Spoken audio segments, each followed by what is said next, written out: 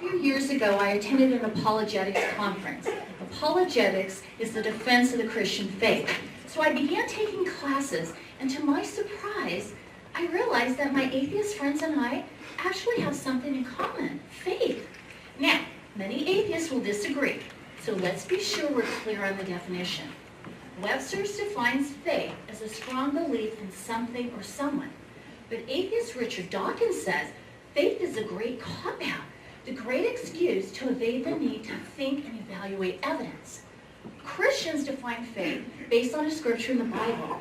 Faith is the substance of things hoped for, the evidence of things not seen.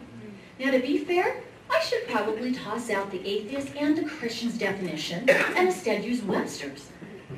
But my research and observations prove that my atheist friends, they actually live their lives by the biblical definition, because while they will demand evidence of me for my faith, they will base their beliefs on the evidence of things not seen. Now, according to the Pew Research Center, atheists look to science for answers. So let's talk about science. How about gravity? Newton's law of universal gravitation states that every mass attracts every other mass in the universe. And the gravitational force between two bodies is proportional to the product of their masses and inversely proportional to the square of the distance between them. Now, gravity isn't an object. It has no physical substance. We can't see it with our eyes. But why? Because the process of sight requires visible light to be reflected on an object that hits our eyes. Then a series of nerves and electrical signals are transferred to our brain, and we see. But we can't see gravity because it's not an object. But we know gravity exists. That's probably why my atheist friends don't jump out of 40-story buildings unaided, because they believe in the evidence of gravity, like when a watermelon is dropped out of a building and crushed. Isn't that the evidence of things not seen? Let's talk about atoms, the basic building blocks of matter. In school, we're taught atoms are composed of protons, electrons, and neutrons. Now, protons carry a positive electrical charge, electrons a negative charge, and neutrons carry no charge at all. Now, the protons and the neutrons cluster together in the center of the atom, and the electrons orbit about it, like in this illustration we have in our textbooks. But remember, no one has ever actually seen an atom. The Thomas Jefferson National Accelerator Facility is one of 17 labs that is funded by the U.S. Department of Energy. Their mission is to conduct basic research of atoms' nucleus using the lab's unique particle accelerator. Now, Brian Cross is an expert. He's the chief detector engineer. Here's what he says. No one has ever seen an atom, but we've seen so much evidence of their existence that most of us believe in them. Well, what evidence? Well, according to Brian, atoms are an example of indirect evidence.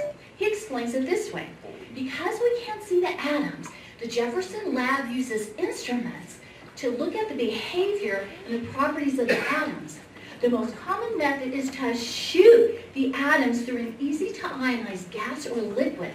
As the atoms or pieces of the atoms are stripped off, they're left behind, so the loose electrons are collected and then the charge is measured.